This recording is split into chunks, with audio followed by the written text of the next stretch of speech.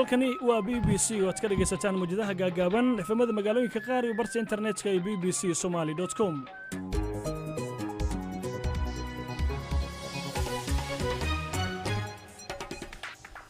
kulanti wacan wanaagsan dhagaystayaal idin ahaantiinba meelbo aad joogtaan waa 10 bisha Juun ee sanadka 2018 arrimahan barnaamijka subaxnimo idinku heynana waxaa ka mid ah waxaan ku sheegi karaa anaga waxaan ka wada hadalnay oo ku soo baxay bayaankii ugu dambeeyay inuu ahaa laba dal oo daris ah oo kala madax bannaan inay wada hadleen. waa wasiirka warfaafinta Soomaaliya oo faahfaahin ka bixiyay heshiis ay dhawaan la galeen dowladda Itoobiya. madaxweyne Trump oo wajahaya cadaadis ku aadan siyaasadda ka dhanka ah muhaajiriinta. midowga Yurub ku baaqay in albaabada la isugu dhufto goobaha lagu xanaaneeyo agoonta waxa kale oo aad maqli doontaan in horta wasiirada eeda badan laga joojiyo ayaka xataa bini'aadan leeyahay hadda kadib dadaal ayaan ku sii dareynaa dadkana qaxootiga oo xilkan u qaadnay oo mas'uuliyadana u hayno in sida qof walba ugu wanaagsan oo dadkana ay naga filanayaan lagu shaqeeyo waa dood ku saabsan baarlamaanka dhalinyarada qaxootiga ee ka kuma iyo waxa uu qabto iyo dabcan ciyaarihii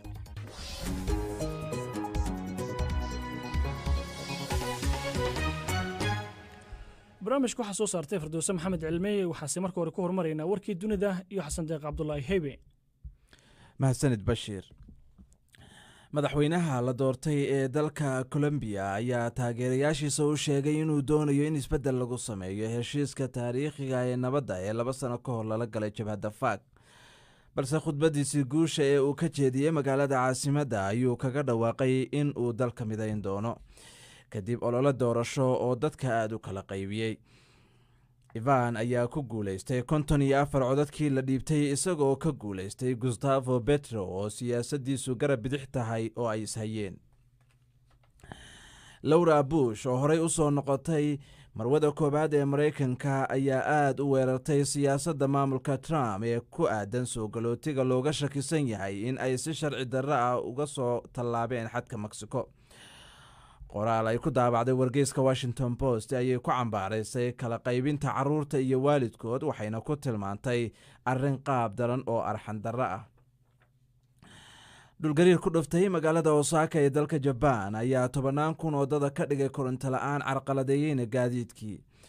waxaa lagu soo warramayaa in ay ku dhinteen 3 ruux oo ay ka mid tahay gabadh yar oo 9 jir ah oo ku hoos xanibantay dhisme dumay. hay'adda caafimaadka adduunka ee WHO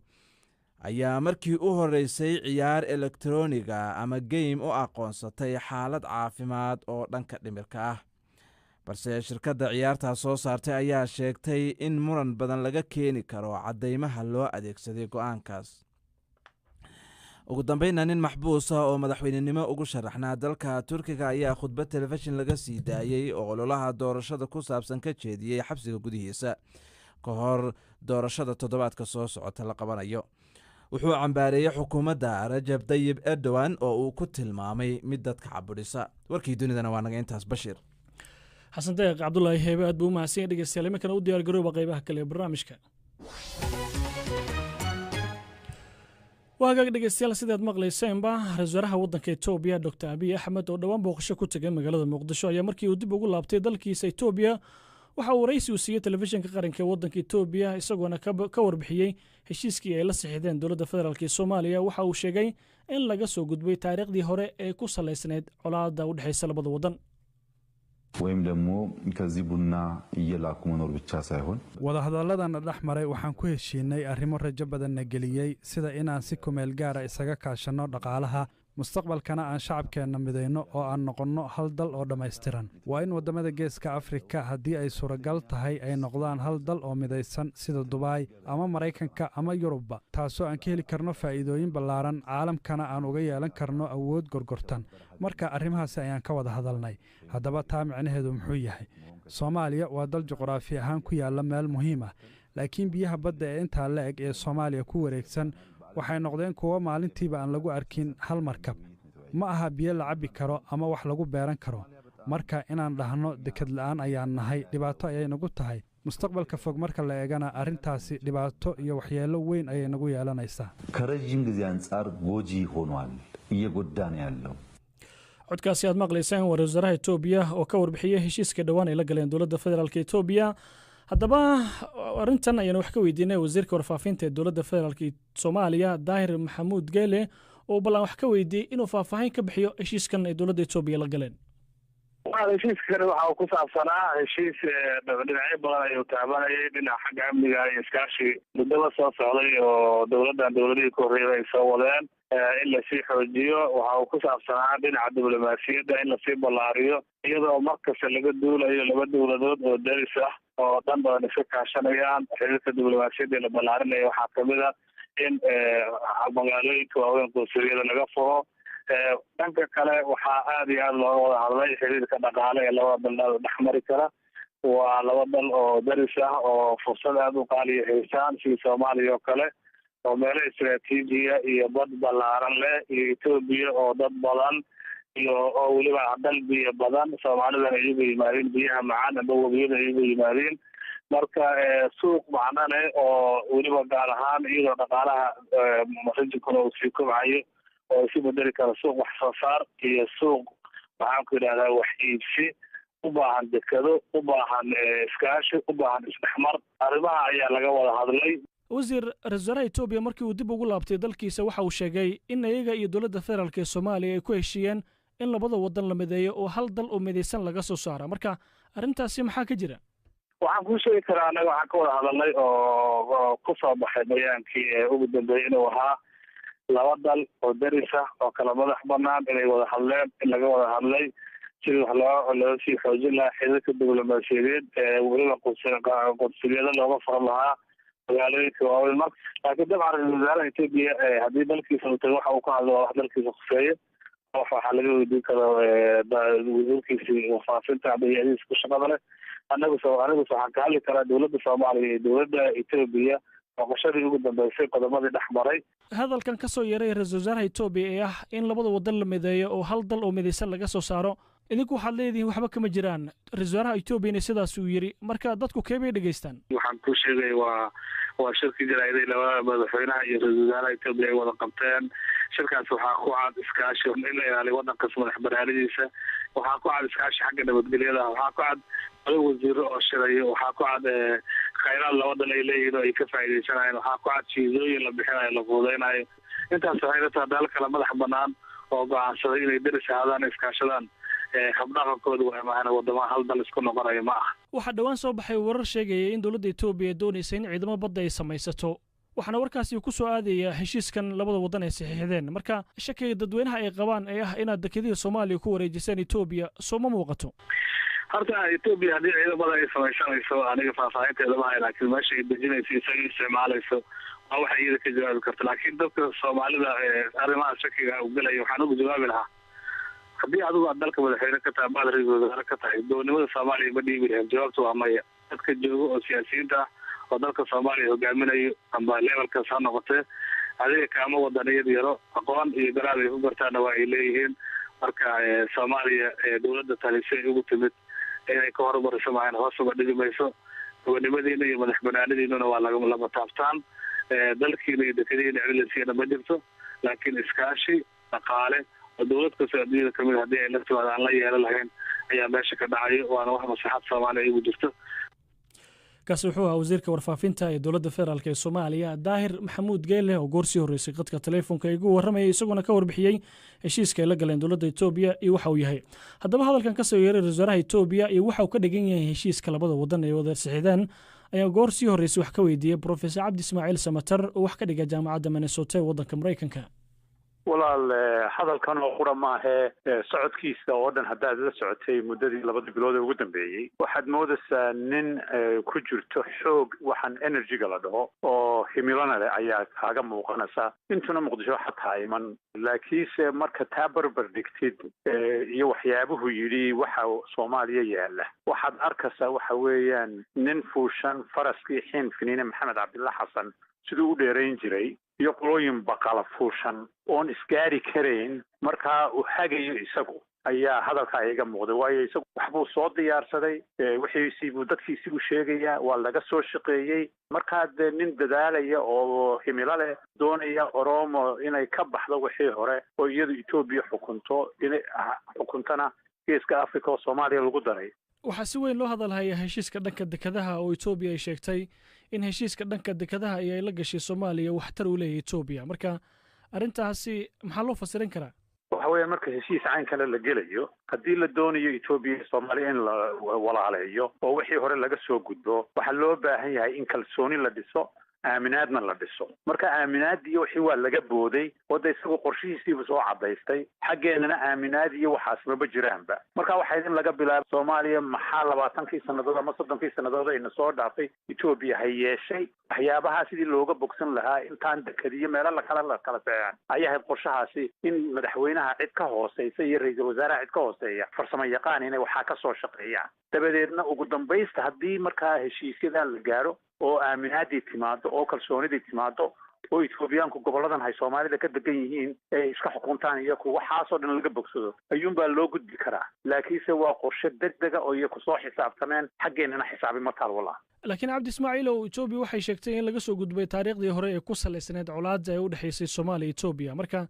Solomon dhigi karo taasi waa mid loo baahan yahay meetaas in loo baahan yahay waa geedka go'an maalintii waa ku dhawaaqay isagoon lahayn bad inuu dhisto ciidanka badda inuu dhisto ciidamadooda maanta Ethiopia waxa weeyaan 300 oo kun oo ciidan bay leeyihiin askar bay leeyihiin yaa loo samaysanaya markaasi ma cid kale loo samaysanaya waxyaabaha laga baaraan degay la doonayo in jidkiisa la xaaro waxa soo dhan weeye mar qura uu liskuma soo boodi karo oo dad waxaasi soo kala dhex-maray oo dagaal ka soo kala dhex-mareen oo wadamo la haystaa soo kala dhex-mareen marka waxaad moodaysaa qolooyinka meesheena jooga Muqdisho jooga inay u heelan yihiin in iyaga la amaano shacabka loo tumo oo dabeedna la haysto ninkani waxa weeyaan waa in Soomaalidu hay fahamtaa weeye oo soo jeeda Ethiopia qorshe cusub ay ku socotaa marka in laga gudbo dagaaladii laakiin jidkii kani loo mari lahaa ma aha walaa Ra'iisul Wasaaraha Ethiopia waxa kale uu sheegay in iyaga iyo dawladda federaalka ee Soomaaliya ay ku heshiiyeen iskaashi dhaqaale oo labada wadan ay isku bedelaan hal dal oo midaysan marka suurtagalnimada arrintaasi bal ka waran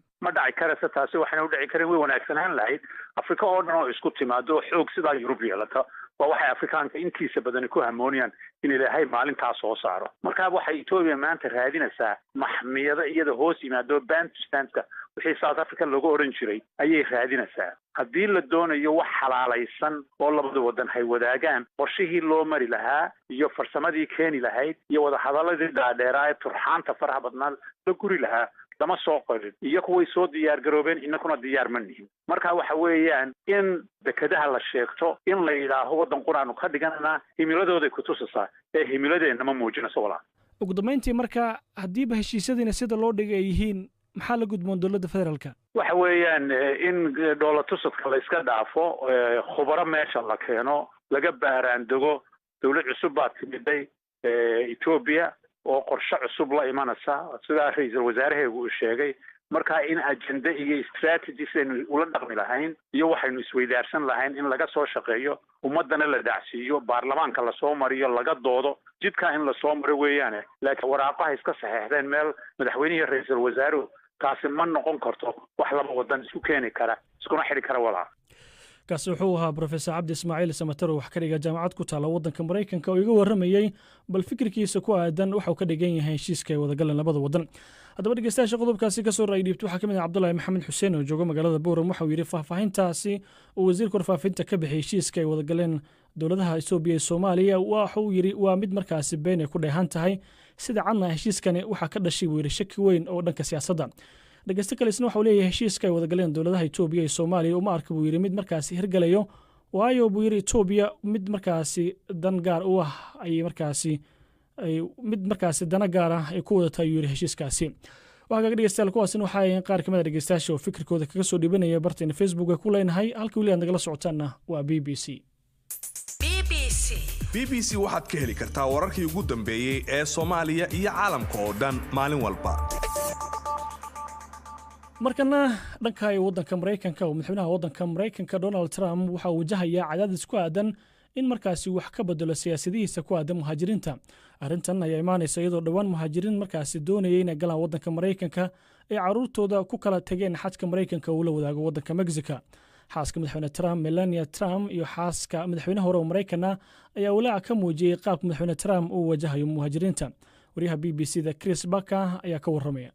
bayaan ay soo saartay Melania Trump ayaa waxa ay ku sheegtay inaysan jeclayn inay aragto caruur laga fogeynayo qoysaskooda iyadoo si aan buurnayn u naqdinayso qaabka uu sawjkeeda uu u wajahayo siyaasadda socdaalka ayaa waxa ay sheegtay in sharciyada Mareykanka ay tahay in la raaco dalkana haatan sidoo kale ay tahay in si daacad ah loo maamulo marwadii koowaad ee hore dalka Mareykanka ayaa iyana arintan ku sii fogaatay Laura Bush oo ku nool xadka gobolka Texas ayaa waxa ay ku tilmaantay in siyaasadda dulqaad la'aanta muhaajiriinta ay tahay mid foolxun damiir la'aan ah iyo qalbi jab waxa ay sheegtay in samaynta magaalooyin la dejiyo caruurta waalidkood laga fogeeyo iyo in loo bedelo goobaha ganacsiga meel lagu xareeyo caruurta inay ka dhigan tahay xasuus cabsi ku dheehan oo lamid ah xerooyinkii laga soo buuxin jiray maxaabiistii Japan ee Mareykanka xilligii uu socday dagaalkii labaad ee dunida. Firdawsa Maxamed Cilmaad bay u mahadsantahay. Markana Ismaaciil Saleebaan waa wiil 15 jir ah u ciyaara markaasi xulka kubadda cagta ee Soomaaliya. nolosha adag oo reerkiisa markaasi ku nool yihiin ayaa ku qasabtay in subax walba uu ka soo tooso aqal cooshada ka samaysan oo ku yaala duleedka magaalada Muqdisho. waxa uu ku rajabo markaasi weyn yahay in kubadda cagta ee noloshiisa wax badan ka bedeli doonto. wariyaha BBC-da Muqdisho Cali Nuur Saraad ayaa warbixintan inooga diyaariyay.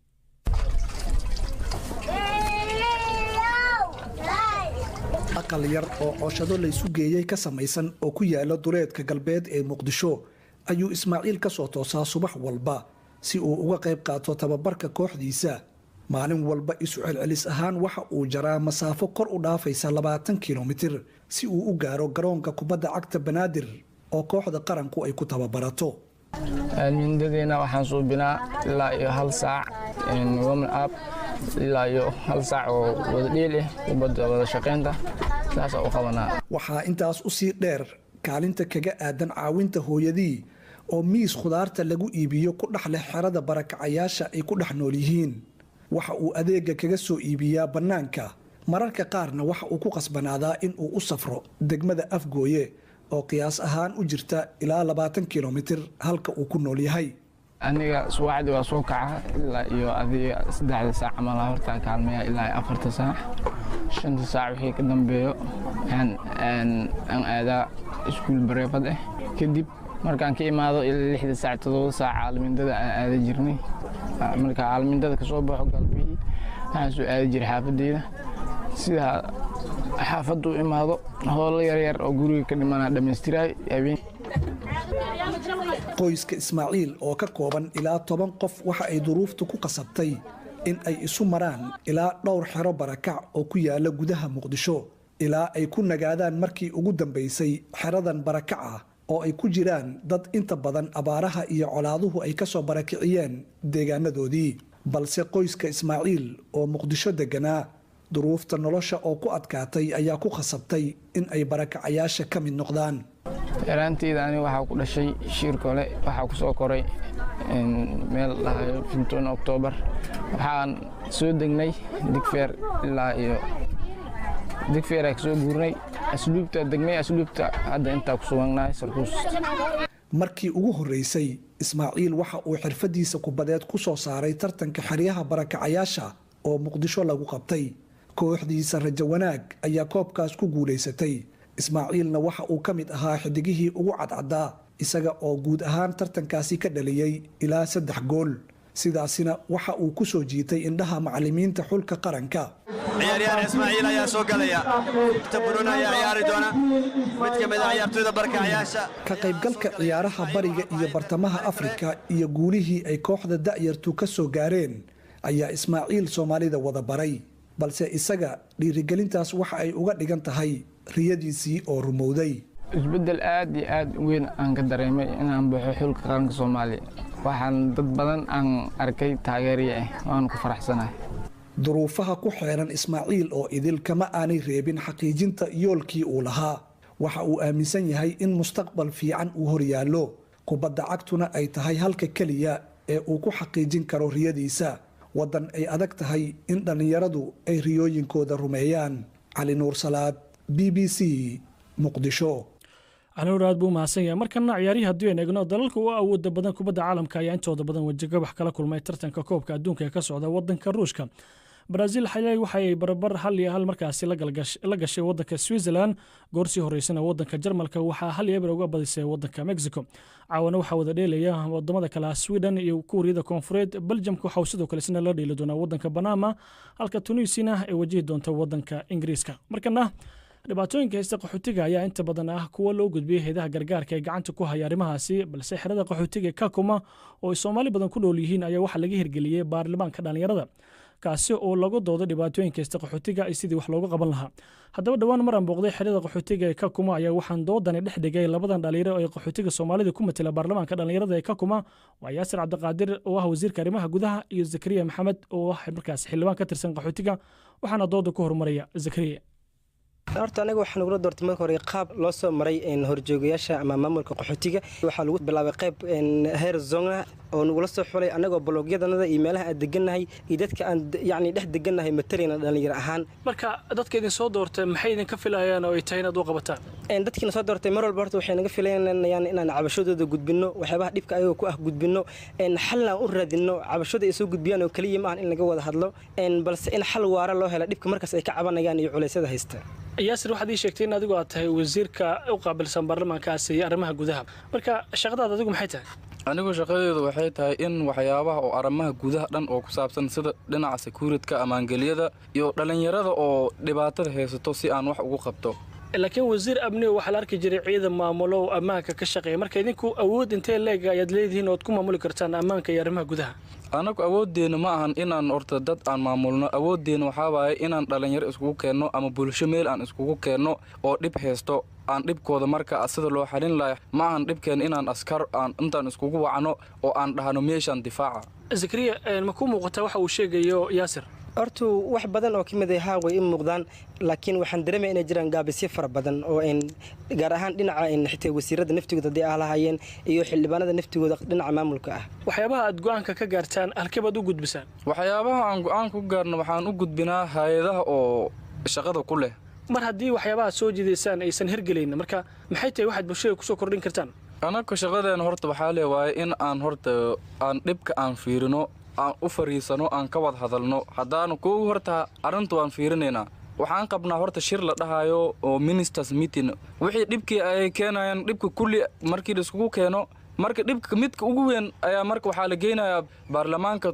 sina bishii hal mar oo fariisa wiigi ugu dambeeyo isbuuc ugu dambeeyo dhibkaas ayaa laga wada hadlaa markii laga wada hadlo dhibka haddii oo xala loo raadinaa hal markii loo helo bulshada ayaa lagu soo laabanaa markii bulshada lagu soo laabto dhibkii halkiis ayaa la keenaa marka saas waay dhibka saas oo ku dhamaana Zakariya wuu jirtaa horta qaabka dhibka loo xaliyo laakiin waxay la tahay qaabka loo maro iyo dhibka qaabka loo xaliyo inay tahay qaabkii ugu habboon inaysan ahayn tusaale ahaan haddaan usoo qaato kaleeto xilliyada qofka markuu dadka cabashada ay soo gudbiyaan xildhibaanada ay cabashada keenaan wasiirada loo gudbiyo wasiirada ay ka soo shiraan ay ka soo hadlaan baarlamaanka dib loogu soo celiyaa si xal loogu helo waxaa muuqata xalalkaas baarlamaanka ay mararka qaar soo jeediyaan oo kaleeto inaan inta badan ayaga laga hoos qaadin ama ay waqti dheer qaadato in xal loo helo dhibkii bulshada ay ka cabanaysa idinku marka qaab noocay ah ayaad kula xisaabtantaan wasiirada waxaan kula xisaabtanaa marka koowaad in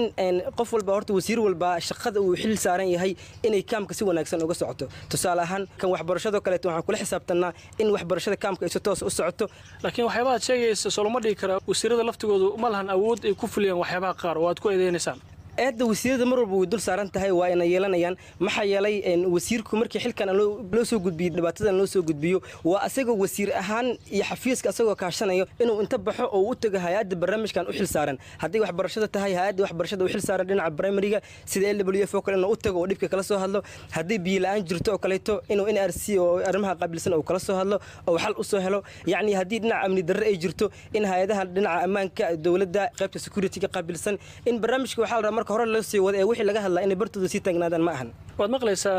Yaasir maadaama tahay wasiirka arrimaha gudaha eedeymaha la idin soo jeedinayo ah inaad markaasi wax badan idinka qabanaynin cabashooyinka dadka ay qabaan ka war kulay horta anagu waan ka qabanaa arrin walba sidii ay tahay ayaan wax ugu qabanaa arrinta hadday zaa'id khatarteeda ay leedahay anaga faraha lama geli karno waqti xaadirkaas koo waxaan u diraynaa dadka amniga sugo oo sida booliska ayaan u diraynaa maxay kula tahay inay wax ku hagaagi karaan waxay wax ku hagaagi karaan in horta wasiirada eeda badan laga joojiyo ayaka xataa bini'aadan le waaye hadda kadib dadaalkeena dadaal ayaan ku sii daraynaa hadduu ilaahay idmo Zakariya adigu maxaad ku soo gabagaban lahayd aniga waxaan kusoo gabagabay lahay in dadkan qaxootiga ah oo xilkan u qaadnay oo mas-uuliyaddan u hayno sida qof walba ugu wanaagsan oo dadkan ay naga filanayaan loogu shaqeeyo sidaas daraaddeed waxaa ka dhalanaysa in qof walba oo hadhow wasiir ah oo xilkiisii ka soo gaba in la xisaabtamo taas oo sababi karta wasiirkaas inuu xilkaas isaga tago ama laga casilo ama uu asaga si yani uu isku garto inuu shaqadiisa qaban waayey uuna ka tanaasulo xilkii uu hayay kaas wuxuu ahaa zakariya maxamed waxaa ka soo horeeyay yaasir cabdiqaadir waxaa markaasi doodaasi ay iga warramayeen dhallinyarada ku jirta baarlamaanka qaxootiga ee kakuma ay qaabka ugu shaqeeyaan waxaana ay qayb ka ahayd barnaamijyada taxanaha ay markaasi toddobaadkan aynu ku eegeynay arrimaha qaxootiga halka dhegeystayaal weli aad nagala socotaana waa b b c ka qaybgal barnaamijyada laanta af soomaaliga ee b b c oo noogu soo dir fikradaada ama aragtidaadu waxa ay tahay text message taleefonka nambarkiisu yahay 44